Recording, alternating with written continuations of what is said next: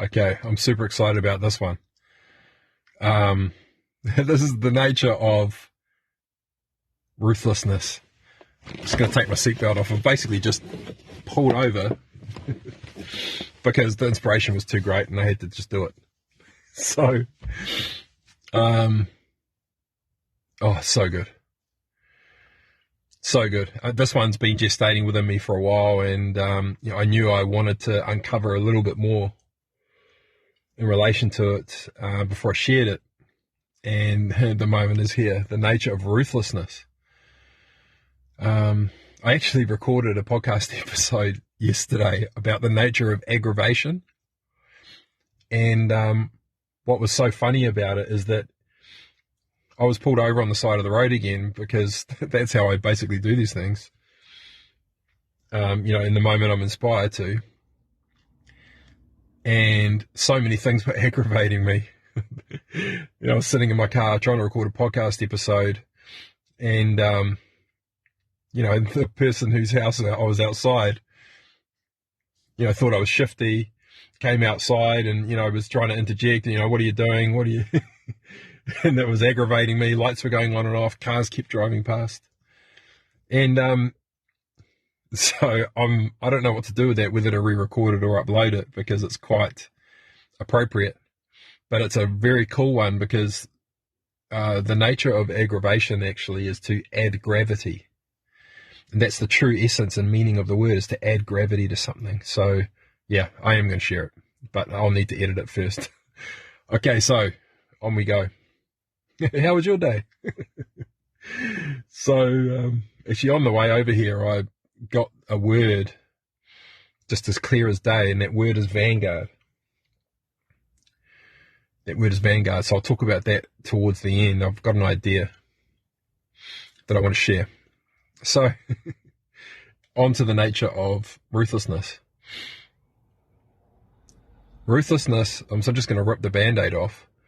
Ruthlessness is the shadow aspect of compassion. Ruthlessness is the shadow nature of compassion. And you might be going, what? Nah, but it is. And so, what I want to share with you is that ruthlessness is an act of self-compassion, in fact. And so, a classic example of when ruthlessness takes place is when a decision has to be made purely for selfish reasons. The most common one being self-preservation. And in fact, all of nature is wired like this, pretty much, that it will not put itself at risk in order to feel compassionate for some other form of life, or to feel pity for some other form of life, or to give of its power to something else, to give of its energy, to give of its essence. Nothing else in nature does that to its own detriment. And so nature in and of itself is fundamentally ruthless, because human beings are the only things that will put themselves in harm's way out of an act of compassion for someone else. So the classic thing, the classic scenario is, I could be walking down the street, I could have chronic sciatica, sore back, stuffed up knees, and see an elderly lady in distress. She's fallen over. And my compassion for her will cause me to put myself through torture in order to help her.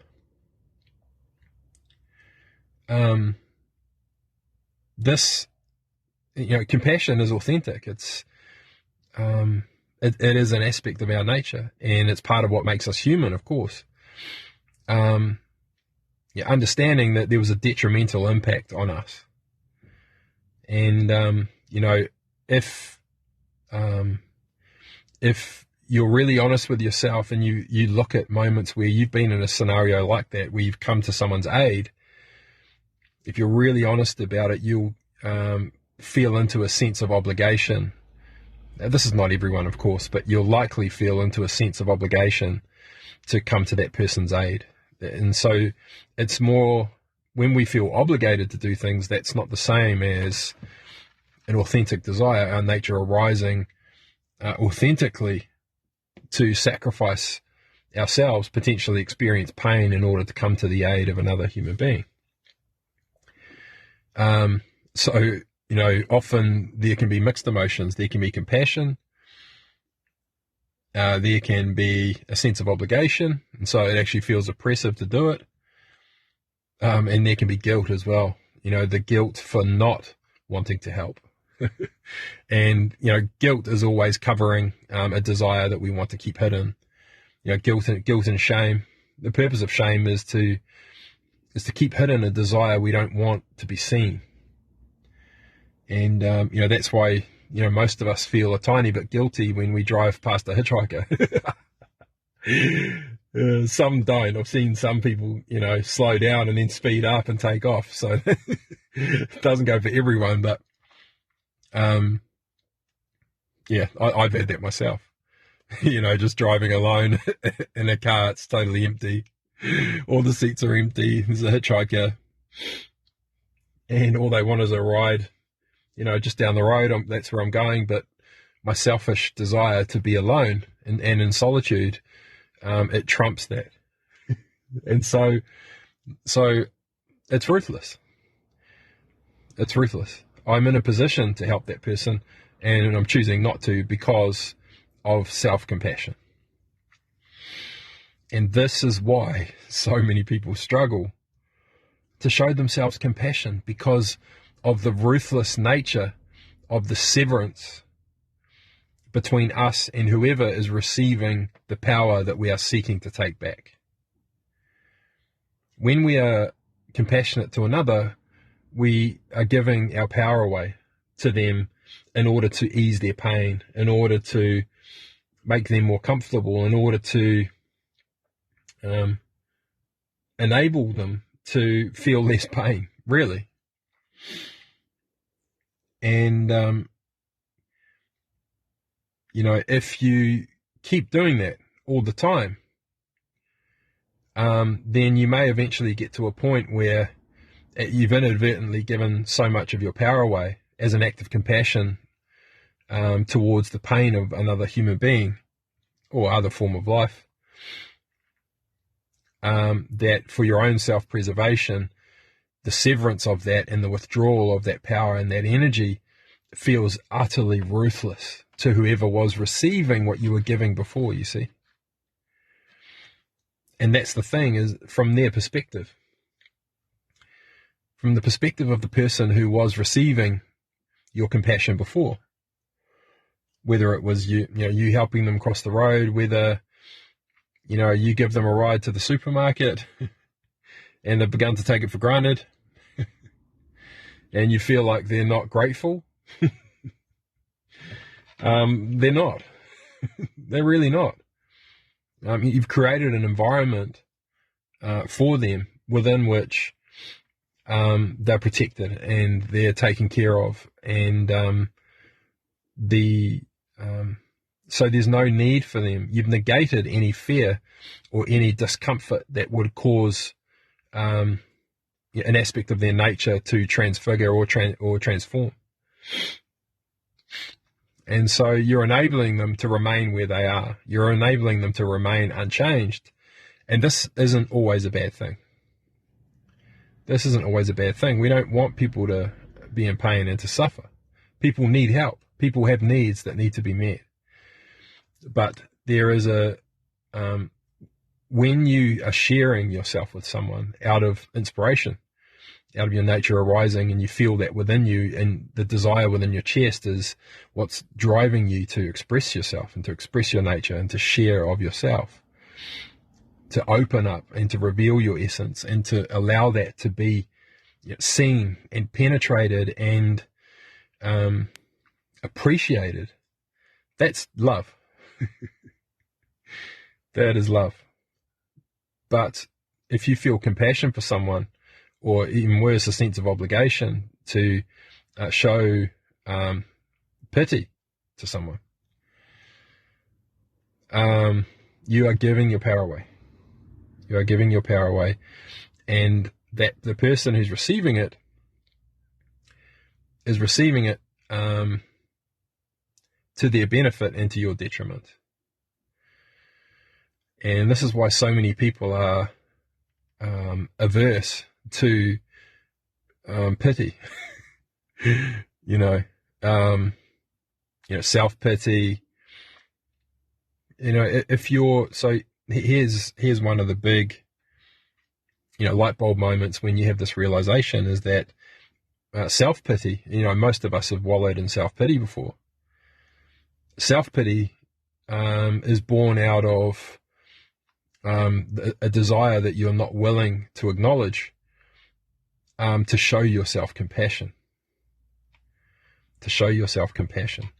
And so what that really means, if you really feel into it, rather than the most practical way I would recommend of showing yourself compassion, if you notice yourself being pitiable, if you're wallowing in self-pity, ask yourself the question, where is the opportunity for me to show myself compassion? And then, these are symptoms, and what I would say is look for the opportunity to be ruthless that you are refusing to take out of guilt or some other reason. There is an act of ruthlessness that is being asked of you, something to be severed,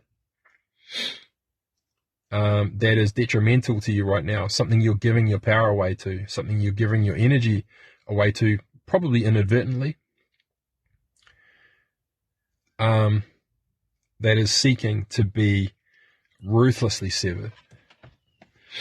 And if you're like me and you're into exploring yourself like internally in a big way, you come to know that the 0 point in the universe, when you reach it, it's ruthless. When you cross it, it's into the 0 point, it is totally ruthless. It just cuts off. Just whoop. See ya. Bye now. You've now reached the 0 point. Everything else is, who cares? Oh, it was painful. Okay, well. So, this is the thing. And if you think of victimhood, I don't want to chastise people for being in victimhood or for being pitiable, or because they are valid coping mechanisms, totally valid. No one wants to be the bad guy. No one wants to be that ruthless person. But here's the newsflash is, if you are unwilling to express ruthlessness, you will probably spend your whole life giving your power away and refusing to take it back. And, from other people's perspectives, all they experience is you giving of yourself to them. And so you cannot blame another person for receiving what you are willing to give, whether it's your children, your business partners, the government, your parents, your family, the earth. If you're choosing to give of yourself to someone, it's a gift. All the other person is doing is receiving you. Everyone on the planet, every organization that's made up of human beings, all they're doing is receiving the authority you've imbued them with. You cannot chastise someone for receiving what you are prepared to give. And so hopefully this has set the scene for you to look at your life and say, well, bugger. There's a whole bunch of things that I can already see right now where I need to be ruthless. And what you'll actually notice is a desire to be ruthless with yourself. Ruthlessly self-compassionate. And that's the greatest gift you could ever give yourself. The greatest gift you could ever give yourself. Understanding that your ability to be seen as good or as compassionate or as a helper or a healer will be obliterated mercilessly, annihilated mercilessly, and you'll be free. You'll be free. Your compassion for humanity is probably killing you right now. If you're someone that's listening to this kind of content that I'm producing, your desire to heal everyone is probably killing you. And the best thing you could ever do for yourself, and if you do consider yourself a healer or a teacher or a coach or an authority on some kind of topic, and underlying what you're doing is you're seeking to end the suffering of humanity or end the pain of people or to heal them. You are giving your power away like you would not believe. You are giving your power away like you would not believe, because you are taking it upon yourself to end someone else's suffering, to heal another human being. The only thing that can heal that human being is their own free will and the shift in perspective that needs to come in order for the part of their nature that they're repressing and rejecting to be revealed and integrated and understood, loved. And so the moment you'll be able to set yourself free is when you relieve yourself of that burden of healing the world, of healing anyone else. Through an act of self-compassion, you make a decision to just share yourself. Share your pain, share your perspective. Demonstrate the compassion that you show yourself. Demonstrate the ruthlessness that you've shown yourself. I ruthlessly demonstrate compassion. And therefore I'm whole. And this is what it looks like to be whole. This is what it sounds like to be whole. This is what it feels like to be whole.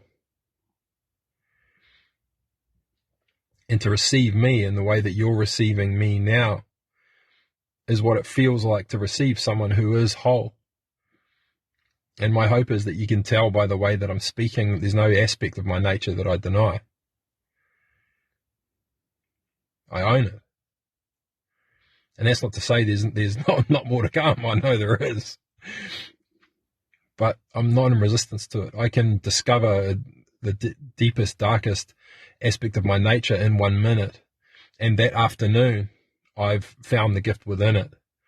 And not only do I love that dark aspect because of it, I appreciate it authentically. And gratitude arises just naturally because of the depth of understanding, the love I'm showing myself. It's unrivaled. No one can give that to you. No one can give you that kind of love but you. And so what, another way to sever, to be ruthless is to ruthlessly set people free from being responsible for, I don't want to put this in a ruthless way, or should I? Set other people free from being responsible for your happiness.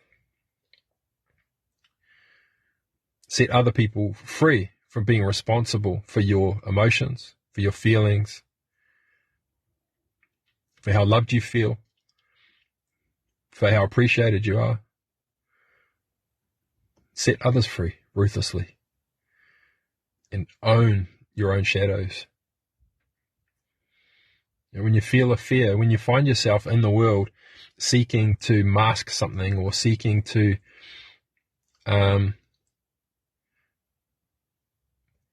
obtain something, in order to feel better.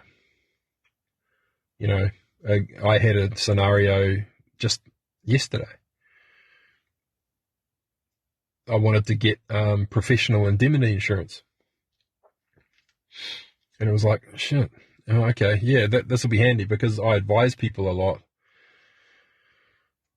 And, you know, what should I do about this? It's mainly in business, but you can probably tell that, you know, I've got people around me who seek my counsel and, you know, appreciate my perspective. And, you know, obviously I'm adept at this now, and I know to never advise someone. All I ever do is share my perspective. What I am seeing is XYZ. It feels like da-da-da to me. If I were to, blah, blah, blah. Nonetheless, people make, you know, you've got to be aware of your influence. And so I'm like, okay, time for some professional indemnity insurance. So if I say something to someone and they misconstrue it, which could easily be done when you're talking about topics like this, then I'm covered. Up to $1 million. If they take that advice, make a decision in their life, and it ruins their life, then yeah, I'm covered. And I was thinking to myself, yeah, if I get that, I'll feel better. And so I clocked myself, because, you know, I'm aware of this kind of pattern. You know, insurance is seeking to mask an emotion.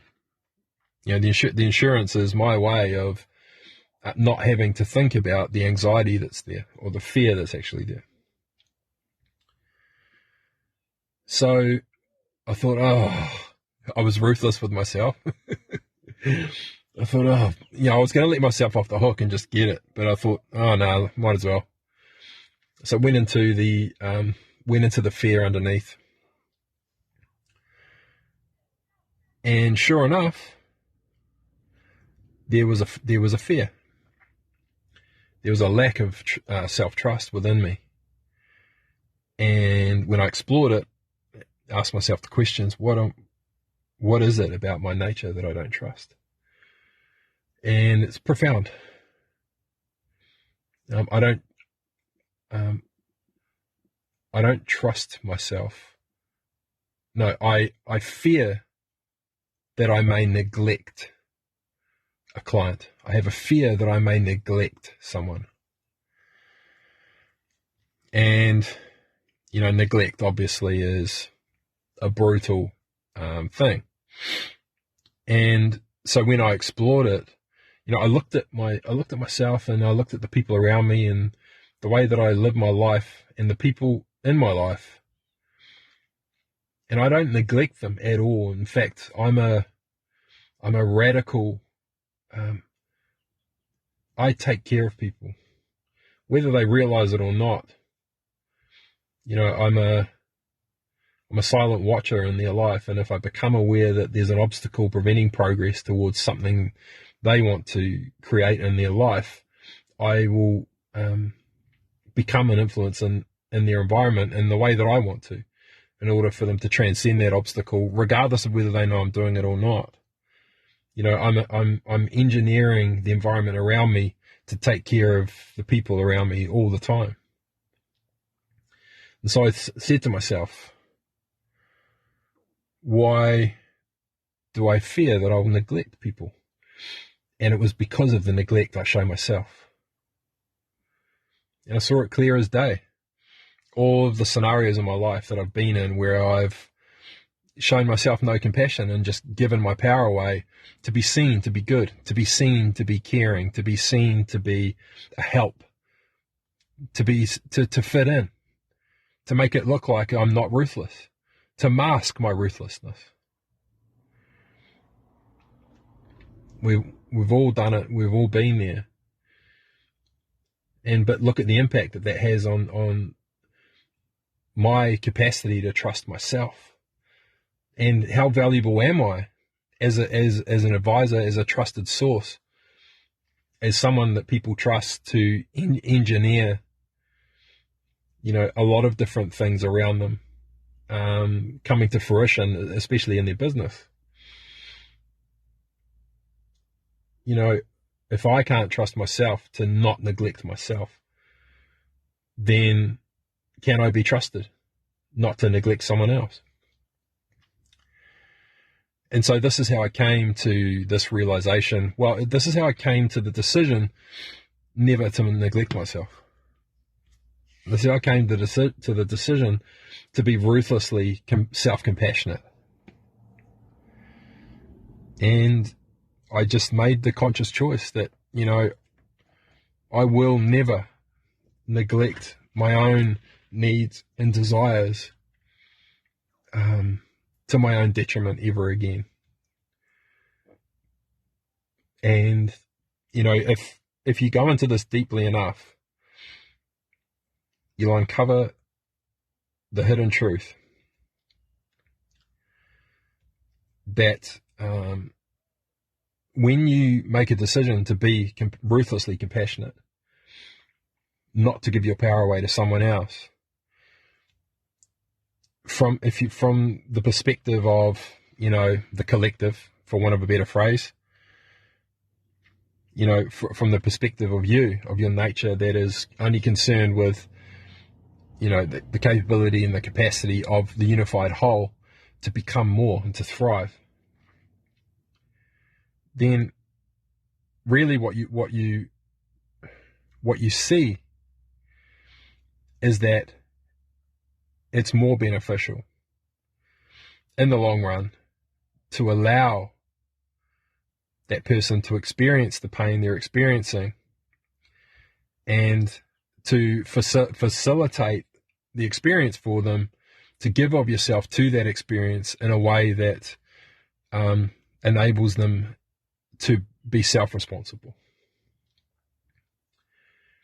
And it may be that, in that moment you give of yourself to them in order to negate the pain that they experience in that moment, but then you seek to understand them so deeply, the source of that pain, to uncover that pain, to help them to recognize that pain, and to create solutions to transcend it. Not negate it, but to transcend it through, and I use the word manipulate quite freely. It's a neutral word. To manipulate the environment around them in ways where they can receive what it is that they need, without a dependency upon you, without the buffer between themselves and their pain being filled by you, and therefore establishing some kind of codependency. And life becomes magical because all the decisions you're making are based on love. All the decisions you're making are based upon your nature arising, and your experience of yourself is of someone who is allowing of what is to just be. And, radical self-acceptance is what follows. And you begin to experience your life in a way where there are no filters. And that's not to say that you won't filter yourself when you speak, because you'll be so aware of your influence on the environment around you that you'll want to express your nature in a way that is beneficial to the environment that you're in that moment, that's conducive to it, to the energy flowing through it. But you'll do that consciously, without withholding. And you'll notice yourself consciously creating the words that you want the energy to express authentically. You'll notice it culminating in your chest. You'll notice it building, and you'll become aware that you trust yourself so implicitly that you only speak when you feel that energy in your chest wanting to be expressed, and you trust whatever it is.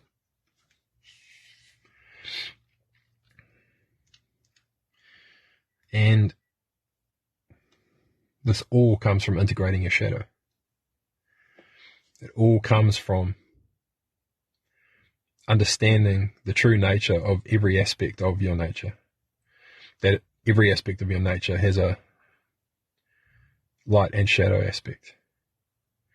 And both are beneficial and neither are. So you can see, compassion. Oh, it's good to show compassion. Next minute, you've given all your power away. Oh, but it's good to be compassionate. Well, give some of yourself that. Take back your power right now. And the experience of the people who have been receiving your energy and your power will be of ruthlessness. Ruthlessness. So I'll leave it for there, but before you go, I'll talk about Vanguard. So just give me 2 secs. I'm going to get the definition of the word Vanguard because it's awesome. A group of people leading the way in new developments or ideas. And I just had this vision of people like me, a group of people like me. When I say like me, who are radically integrating their shadows, sharing themselves. They express themselves to, openly to people. They share their perspective, and but they have a sense that in order to fit in, or in order to fit in with the rest of the world, the normal world, they have to step themselves down and make what they really want to say palatable so that other people can understand and feel that intense pressure to have to express yourself in a way that others understand. This is one of the banes of my life. And one of the reasons why I, the nature of my life, the way that I like to be in the world is, I used to call myself an orchestrator. I call myself an engineer now. I'm engineering outcomes, through the manipulation of the environment around me, and not in a controlling way, in a way that influences. And I can just be more myself. And so I suppose the people I'm appealing to now are people that, if you're listening and it's not you, it may be someone that you know, but people who resonate with what I'm saying, who feel the same way, who live their life in a similar way, who just want to collaborate, who just want to, come together and create. That's it. Just come together, collaborate, share our perspectives, and see what happens. See what happens. My ideal scenario would be a group of people coming together, sharing their perspectives, understanding each other's natures, understanding the capability and the capacity of each other to create in the world and to influence the environment around them, and to pull all of those things together and say, how can we create radical impact now? How can we express the ruthless compassion that humanity is so desperate to be expressed on their behalf? How can we come together and express that now? What is the impact we can create together that we're incapable of doing alone? How can we? How can we? We're the vanguard.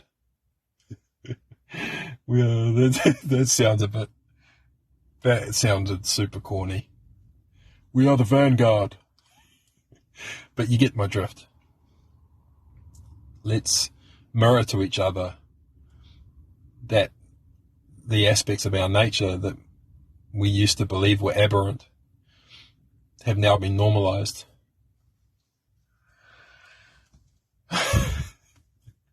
Or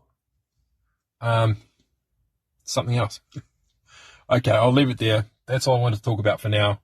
I'll upload the one about aggravation as well. And I'll catch you soon. Cheers for now.